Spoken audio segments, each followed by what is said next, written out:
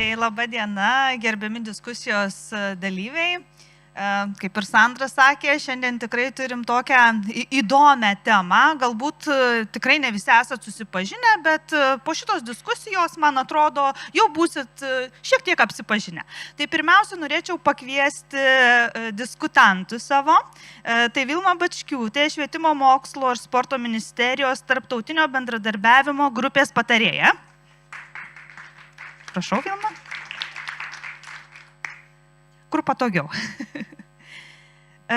Docentė daktarė Vaida Jurgilė, Vytauto didžiojo universiteto Švietimo akademijos moderniųjų didaktų katedros vedėja, Europos mokyklų vidurinio ugdymo inspektorė. Paparakaituot turėjau. Na ir trečioji mūsų diskutantė, taip pat mokslų daktarė Jūratė Litvinaitė, Lietuvos Respublikos prezidento patarėja švietimo klausimais. Tai visi diskutantai vietoj ir aš turbūt užimsiu vietą kur nors netoli.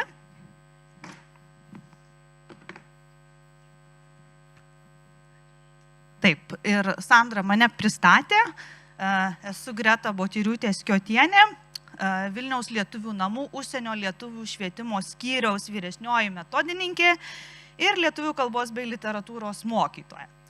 Tai kadangi mano darbo kontekstas irgi nėra nutolęs nuo mūsų diskusijos temos šiandien, tai turbūt norėčiau pirmoji pradėti ir pasidalinti pozityviai švietimo pavyzdžiais, apie kuriuos, manau, verta kalbėti ne tik lokaliai Lietuvoje, bet ir išnešti turbūt į Europą, gal ir į platesnį pasaulį, kas čia žino. Tai Vilniaus lietuvių namai, ar žinot apie Vilniaus lietuvių namus ką nors? Žinot, tai labai smagu. Tai kas nežino, tai yra mokykla, po kurios stogų mokosi 45 šalių mokiniai. Nuo Japonijos iki Jungtinių Amerikos valstijų, nuo Ukrainos iki Brazilijos. Ir visi šitie jauni žmonės telpa po mokyklos stogu. Čia mes mokomės lietuvių kalbos, šokam lietuvių liaudies šokius, dainuojam lietuvių liaudies dainas ir laikom su visa Respublika brandos egzaminus. Taip pat, kaip ir minėjau, pradžioje ar ne, dirbu dar ir užsienio lietuvių švietimo skyriuje, kuris rūpinasi ne tik užsienio lituanistinių mokyklų kvalifikacijos tobulinimu, konsultuoja naujas mokyklas steigimo klausimais, bet ir rūpinasi Lietuvos mokyklų tinklu, kuriam beje priklauso daugiau nei 100 mokyklų. Na ir aišku, tas tinklas rūpinasi grįžtančių, atvykstančių ir ukrainiečių vaikų formaliuoju ugdymu.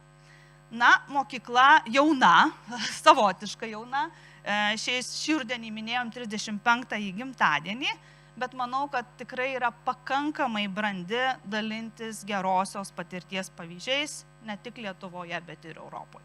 Tai va toks pirmas geras pavyzdys. Ir iš tikrųjų tokie turbūt pavyzdžiai leidžia pamatyti, kad Lietuvos švietimas gali būti ne tik nacionalinis, bet ir labai tarptautiškas. Na, o kai kalbam apie tarptautiškumą, tai neišvengiamai atplaukiam prie platesnių kontekstų. Na ir kaip Sandra minėjo, 27 metai Lietuva pirmininkaus Europos Sąjungos tarybai.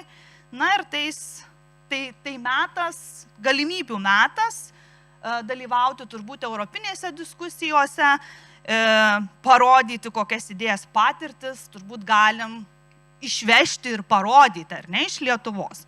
Tai pirmiausia, norėčiau turbūt Vilmos pasiteirauti, pirmininkavimas Europos tarybai globaliai ir švietimo srityje, kokia tai galimybė?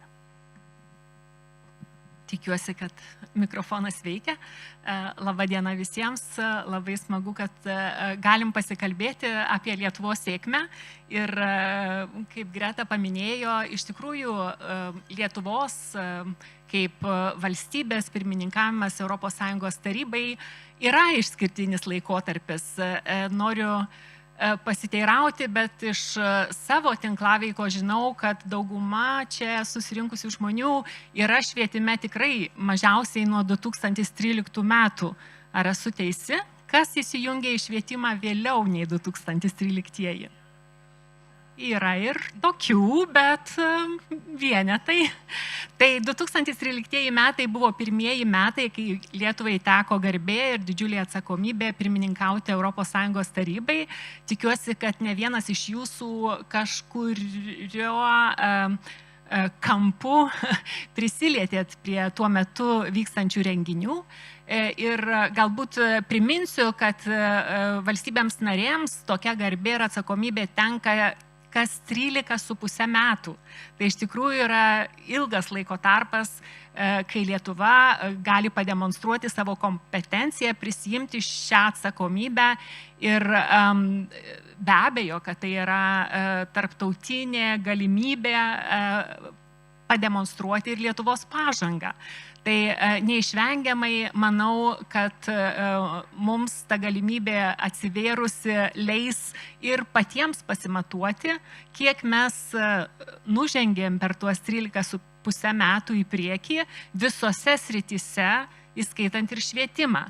Tai galbūt labai trumpai priminsiu, kad ES taryba yra labai svarbi institucija, kurioje yra pasiekiami susitarimai įvairiose srityse ir sutariama dėl įvairių teisinių iniciatyvų ir reglamentų, bet švietimas, kaip ir kultūra, sportas, jaunimo politika, yra tos sritys, kurios yra nacionalinė kompetencija, todėl galbūt Švietimo mokslo ir sporto ministerijai pirmininkavimo ES tarybai metu po jau nepilnų metų, šiais metais mes labai intensyviai ruošiamės, 27 sausį jau startuojam ir čia skirtumas nuo 13 metų, kad mes galėjom pasigirti Lietuvos grožiu vasarą, nes 2013 pradėjom savo pirmininkavimą birželio mėnesį, 27 mums teks pirmininkauti žiemą, tai jeigu bus tokia žiema kaip šiemet, galėsim pademonstruoti Lietuvos grožį su giliom sniego pusnim. Taip pat vienas iš elementų. Bet švietimas, kaip ir visos kitos sritys Europos kontekste, yra ypatingai svarbi sritis konkurencingumui didinti, bet tuo pačiu tai yra nacionalinės kompetencijos sritis. Todėl noriu priminti, kad Lietuva neturės galimybės remtis vien tik savo prioritetais. Mūsų reikalas yra pirmininkavimo metu sąžiningai tarpininkauti tarp Europos komisijos ir visų 27 ES valstybių narių, kad sutartumėm dėl krypčių ir darbo planų ir darbotvarkių, kurios aktualios visoms ES valstybėms narėms. Bet natūralu, kad savo pavyzdžiais mes galėsim įvairiuose renginiuose prisidėti, parodydami, kokios priemonės mums gelbėjo, kokia sėkme mes džiaugiamės, kurios investicijos yra prasmingos ir sąžiningų dėrybų būdu neišvengiamai prisidėsim prie visų ES sprendimų švietimo srityje, sporte ir kultūroje. Tai tokia bus misija, bet šiandien, man atrodo, mūsų diskusija vis tiek bus galbūt konkretesnė. Tai jeigu jau galėsim save pagirti, tai kuriuose srityse ir kokiame progrese. Tai manau, kad grąžinsiu Gretai moderatorės vaidmenį ir jinai užduos galbūt visoms mums tuos klausimus, kurie priartins mus prie lietuviško pavyzdžio. Labai ačiū, Vilma, kad įvedė taip gražiai mus į kontekstą. Dabar jau, man atrodo, šiek tiek pasidarė aiškiau, ar ne, kas šitas pirmininkavimas. Bet dar vienas labai nuostabus dalykas atsitiko, tokia sutaptis. Mes ne tik pirmininkausim Europos Sąjungoje 27 metais, ar ne, įvairiuose srityse, bet mes pirmą pusmetį tas pirmininkavimas sutampa su pirmininkavimu Europos mokykloms. Tai čia galbūt norėčiau pasiteirauti Vaidos. Nepaslaptis, kad tarptautinio bakalaureato mokyklos turi panašumų su Europos mokyklos bakalaureatu. Kokie pagrindiniai skirtumai, kokias įžvelgiate stiprybės ir pirmininkavimas šioje sistemoje, kokia tai galimybė. Tai gal pirmiausia apie tas Europos mokyklas, kas tai yra, mes tikrai žinom, kas yra tarptautinis bakalaureatas, nes tikrai tokių mokyklų turim Lietuvoje, taip, bet, yra toks įdomus darinys dar kaip ir Europos mokyklos ir Europos mokyklų bakalaureatas. Tai prašau, Vaida. Ačiū Gretai, laba diena visiems. Tai iš tiesų tikrai reiktų pasakyti, kad tarptautinis bakalaureatas ir Europos mokyklų bakalaureatas turi tam tikrų panašumų. Vienas yra labai ryškus, tai toks, kad mes, reiškia, ir tarptautinis bakalaureatas, ir Europos mokyklos ugdo tarptautinę, labai laisvą, plačių kompetencijų asmenį. Tai vienas momentas būtų. Kalbant apie skirtumus, tai iš tiesų tarptautinis bakalaureatas ar ne, tai yra tiesiog globali programa, kurinai yra vykdoma visojame pasaulyje, ar ne, įvairiose valstybėse, šalyse ir ji yra vykdoma mokyklose kaip atskira ugdymo programa. Tačiau Europos mokyklų bakalaureatas tai iš tiesų yra sukurta visiškai institucinių lygmenių sistema. Ir ta sistema jinai yra sukurta pirmiausia būtent ES institucijose dirbančių žmonių vaikams. Tai yra labai esminis momentas, nes būtent į šitą Europos mokyklų modelį irgi Europa žvelgia kaip į tokį jau ateities švietimo modelį. Dar vienas labai svarbus skirtumas yra toks, kad Europos mokyklose yra labai ryški kalbos linija, jeigu galima tai pasakyti. Tai reiškia, būtent kalbant apie Lietuvą, tai yra labai didelis dėmesys ir fokusas būtent į lietuvių kalbos mokymą, tą vadinamą L1, kur po to vaikai ir laiko normalų egzaminą, būtent lietuvių kalbos egzaminą ir tos kalbos, pasakykime, nepameta. Taip. Analogiškai yra ir su kitomis šalimis, galbūt ne su visomis, bet pakankamai ta pati situacija. Dar klausimas buvo apie stiprybės tam tikras, ar ne, būtent Europos mokyklų bakalaureato. Tai aš manau, kad visi su manim sutiksit, kad didžiausia tokia stiprybė yra tai, kad ten yra labai ugdoma ta daugiakalbystė, kultūrinė įvairovė, ar ne, nes iš tiesų vaikai esantis ten. Pati mačiau, buvau nustebusi, bet sužavėta gerąją prasme. Tai, kad per dieną mokosi ne vieną kalbą. Ten vyksta mokymasis įvairiomis kalbomis ir jie tą daro ir, kaip sakant, tų problemų tokių galbūt nėra. Ir aišku, ir gyvena tarp kultūrinėje aplinkoje, kas lygiai taip pat, ar ne, ypatingai, vėlgi, sakysiu, Europos patirtis kokia ar nerodo, tai, labai svarbu kalbų mokymasis. Kitas dar irgi toks stiprybė galima išskirti, bet, sakykime, iš mano perspektyvos ar ne, tai Europos mokyklose yra toksai plataus, sakyčiau, ugdomas platus akademinis pagrindas. Ką aš turiu čia galvoje? Tai reiškia, kad Europos mokyklose yra mokomasi įvairių disciplinų iki pat baigiamųjų klasių. Nėra jokio profiliavimo, jokių pasirinkimų, ar ten dalykų iki 10 klasės, iki 9 klasės. Tokių dalykų nėra. Yra visiškai visos disciplinos mokomos iki pat baigiamųjų klasių. Tai irgi parodo, ar ne, kokį mes tada Europos mokyklos ugdo tokį plačiai mąstantį, plačių kompetencijų asmenį. Ir galiausiai pirmininkavimas, jau labai gražiai mano kolegė pristatė, bet čia gal labiau yra kalba apie Europos mokyklų pirmininkavimą, kurį perima Lietuva nuo rugpjūčio 1 dienos ir tai tęsis iki kitų metų Liepos 31 ir aš matyčiau kaip labai didžiulę galimybę Lietuvai. Todėl, kad būtent ir pirmininkavime dalyvausime įvairiuose sprendimuose, būsime tokia kaip, vežančioji jėga, ar ne, kur, pirmi žmonės vis tiek, kurie planuos įvairius dalykus, tai aš manau, kad Lietuvai tai yra puikiai galimybė įsitraukti į aktualius švietimo klausimus ir būtent diskutuoti tarptautinėje aplinkoje reflektuoti apie savo patirtis ir vėlgi pademonstruoti tai, ką mes turim, kokias mes ugdom kompetencijas ir kokią Lietuva turi patirtį. O turim tikrai nerealią. Ačiū. Ačiū, Vaida. Tai ką mes turim? Kuo mes čia galėtum dabar pasigirti?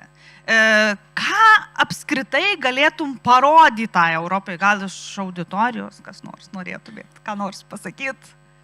Nes šiaip, taip turbūt bendrai, globaliai, tai dažniausiai girdim tokius pabumbėjimus. Ai, čia blogi mūsų rezultatai, čia mums nesiseka, ar ne, mes silpni toj srity, galėtum geriau tą, ar ne. Tikrai, labai natūraliai ir dažnai girdimi tokie pabumbėjimai, bet besiruošdama šitai diskusijai pastudijavau labai gerai keletą tyrimų. Tai vienas iš jų tai būtent PIRLS tyrimas, kuris atliktas 2021 metais ir tai yra skirtas tirti skaitymo gebėjimams.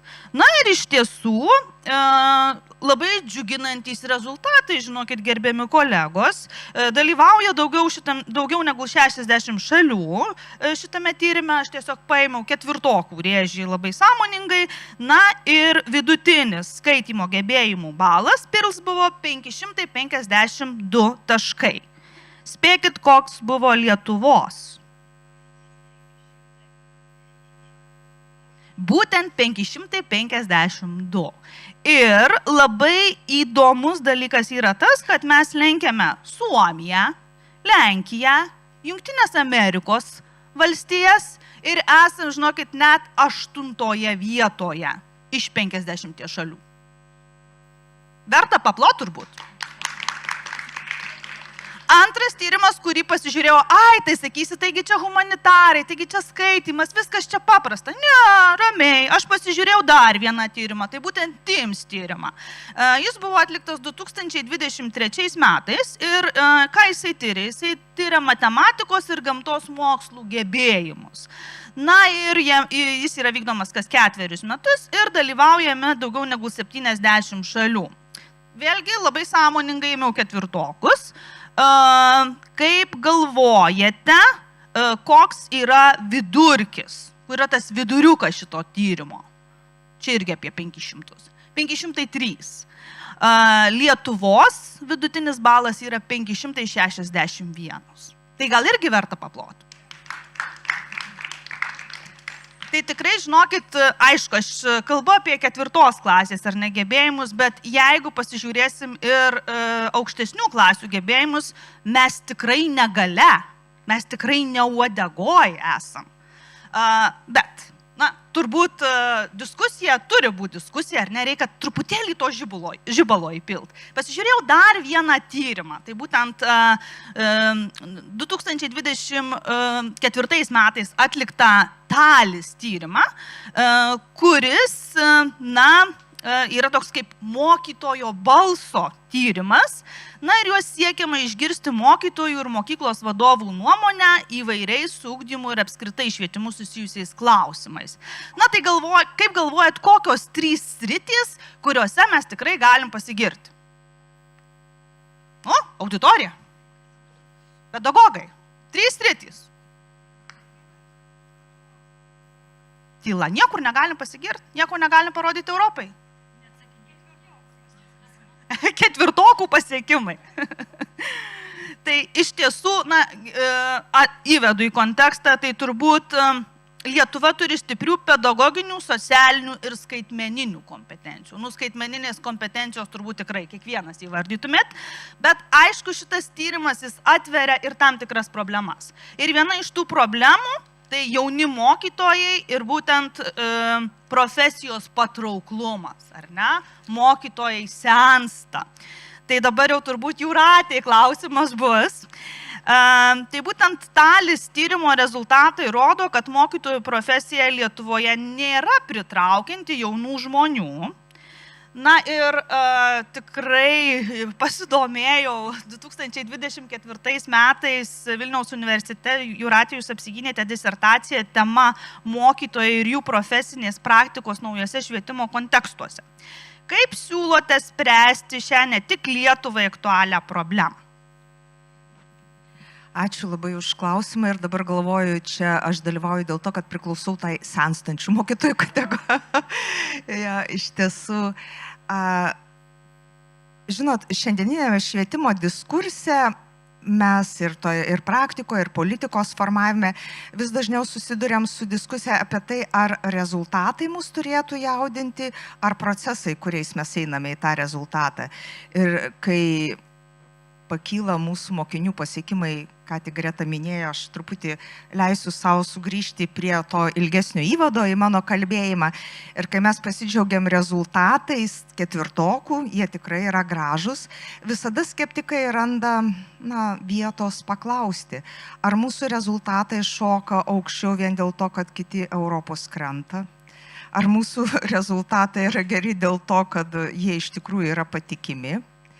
Ir ar ketvirtokų puikus pasiekimai iš tikrųjų leidžia suprasti, kas įvyksta 12 klasėje, kur neišlaikoma šitiek daug.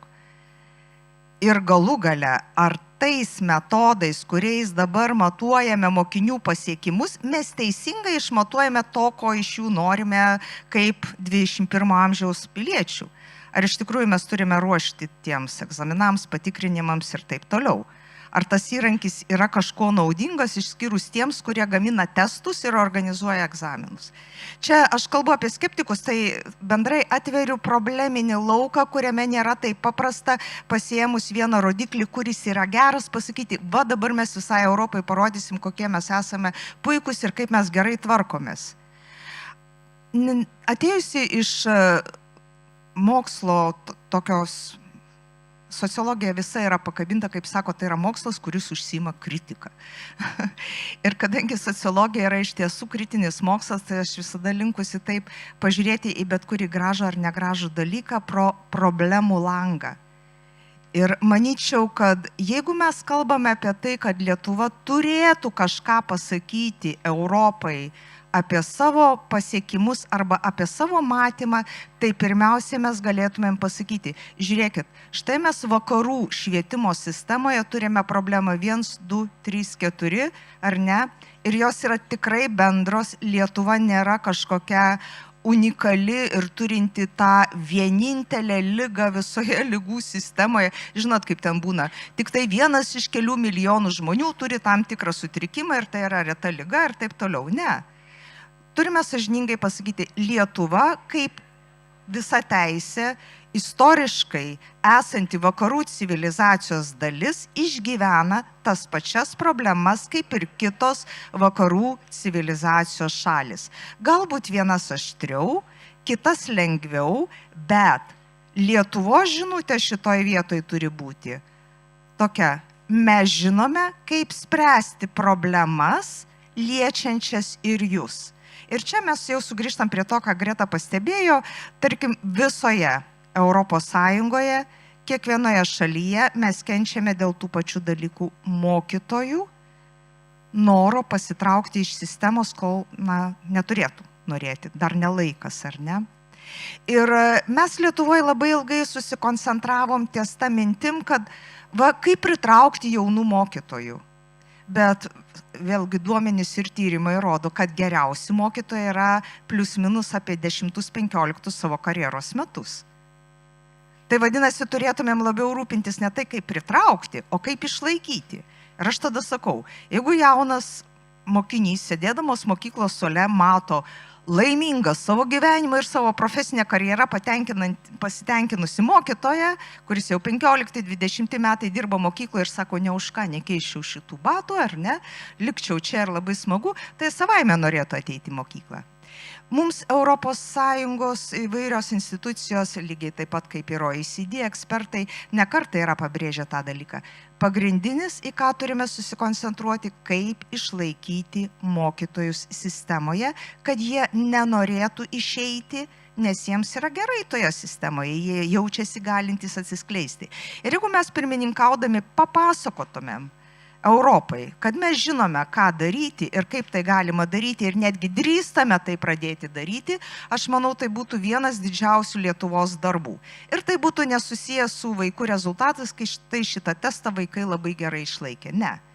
Mokytojai, kurie yra patenkinti savo darbu, kaip rodo tie patys cituoti Talis tyrimai, yra tie mokytojai, kurie jaučia galintis kūrybiškai, inovatyviai ir taikydami įvairias priemonės ugdyti jaunąją kartą. Nė vienas mokytojas nepasakė, žinot, didžiausias mano pasitenkinimas mokytojavimu kyla iš to, kad mano vaikai puikiai išlaikė tarptautinius testus.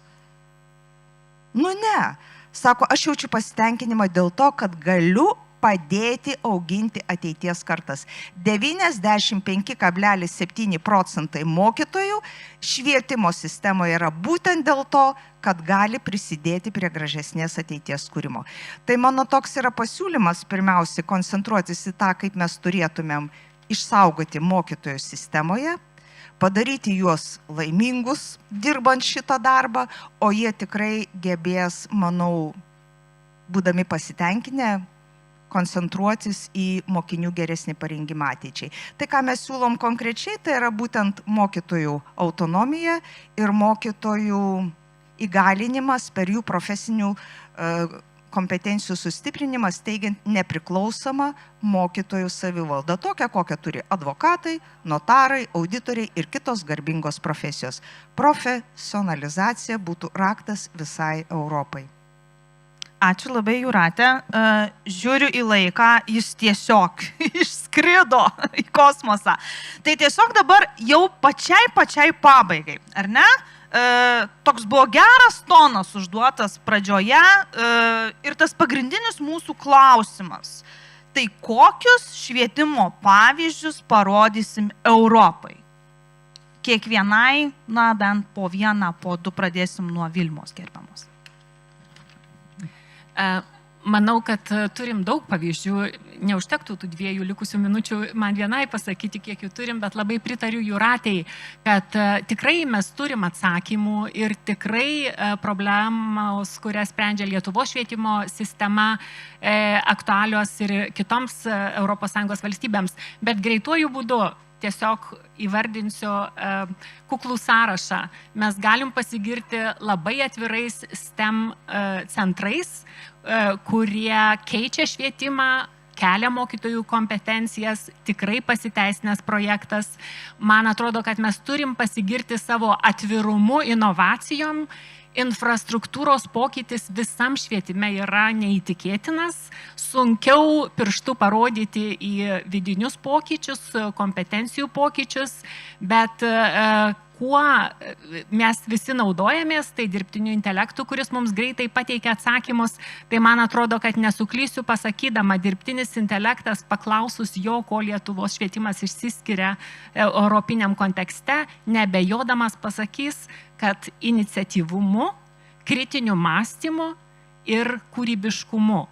Tai praktiniai pavyzdžiai galėtų būti mūsų didieji projektai. Priminsiu kūrybinės jungtis, Vilnius yra mokykla, galybė įvairių kitų projektų, kurie vyksta ir bendruomenėse, švietimo ir institucijose, ir taip pat ministerijos iniciatyva. Tai aš manau, kad mes tikrai galim pasidaryti puikų žemėlapį, kur yra tie mūsų progreso ir sėkmės pavyzdžiai. Vaida. Per ilgai kalbu. Ačiū. Vaida. Ačiū. Aš iš pradžių tikrai taip išgirdau, ką sakė kolegė ir sakyčiau, kad tikrai, jeigu kalbam apie švietimo kokybę, tai tikrai vienas pagrindinių veiksnių turėtų būti mokytojo kompetencija, nes nesvarbu, kad mes turim nerealiai daug metodikų prikurtų, labai daug technologijų, bet tik mokytojas tai gali paversti realybę ir realių procesų klasėje. Tai jeigu kalbant apie ką mes galėtumėm parodyti, tai aš sakyčiau, yra visur, kur pasitemti, ar ne, bet mes jau tikrai galim pradėti rodyti savo aukštas, sakykime, tokias dalykinės kompetencijas, kokias mes ugdom, ar ne, nes mokytojas, ar ne, jis turi tą gilų supratimą ir atneša tas įvairias priemonės, metodus į klasę, ar ne, tai vienas svarbus momentas. Kitas, gal ir skeptiškai reaguotumėt, bet šiaip tai aš manau, kad darbas su mokymosi įvairovė. Pasakykit, dirbame tikrai gerai, labai kryptingai dirbame ir mūsų klasės tikrai yra vis heterogeniškesnės, visas, diferencijavimas, individualizavimas, tai yra ir turėtų būti turbūt realybė klasėje, virsti normalia pedagoginė praktika, kas aš jau irgi taip sakyčiau ir jau taip leidžiu savo sakyti vyksta. Ir paskutinis momentas, tai irgi mokytojų profesinis tobulėjimas. Čia yra labai svarbi ryški mintis, todėl kad irgi svarbu, kad mokytojai ne patys individualiai tą darytų, nes jie tą daro, viskas yra gerai, bet labai yra svarbu, kad pasidarytų ir kultūra, kur galėtų jie dalintis bendruomenėse, ar ne, tam tikrą patirtimį, savo pedagoginę praktiką ir kitomis idėjomis. Viskas, ačiū. Jūratė labai taupiai. Leisiu savo nebūti iki galo taupiai, nes vėlgi iš kritinės pozicijos. Aš siūlyčiau, kai pirmininkausim, nesigirti, nes ką tai duoda? Na gerai, sakysiu, kokie faini tie lietuviai. Ir ką?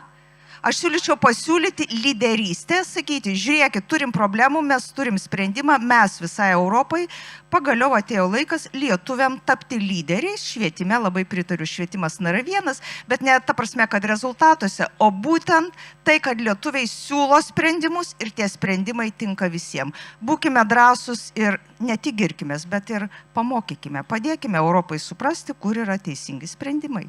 Man atrodo, geresnio apibendrinimo būti ir negalėjo. Paplokim.